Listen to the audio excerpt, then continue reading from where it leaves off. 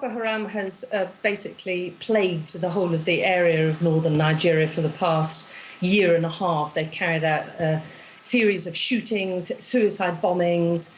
They haven't yet actually claimed responsibility for any kidnappings, although they have been blamed for them, certainly, in northern Nigeria. A British citizen and an Italian citizen were taken last year.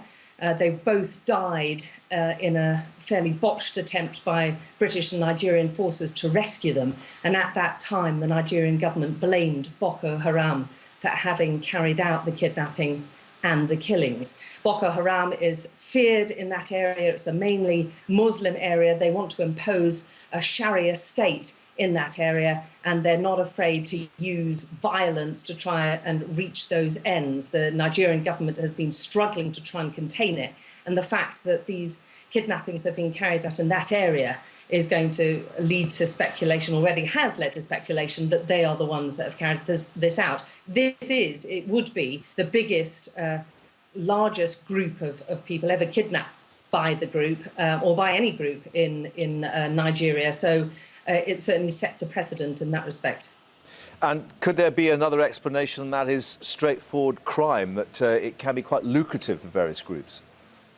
Well, of course, that can't be ruled out in Nigeria at all. As you rightly point out, it's been a form of an economy almost in the south of Nigeria for many years, where particularly Westerners have been kidnapped because they are perceived to extract the highest ransom from their national governments or their companies.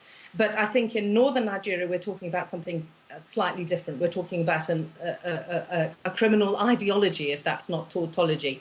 Yeah. We're talking about a group that is bent on imposing this very strict religious Sharia law, but is also not averse to using violence and anything at their means to try and terrorize people and try and push this onto the agenda. So, of course, we can't rule out criminal gangs. As yet, no one has claimed responsibility for it at all. And, of course, there will be a lot of activity behind the scenes to try and find out exactly where these foreigners are, to try and track them down as quickly as possible, because every hour counts in a case like this.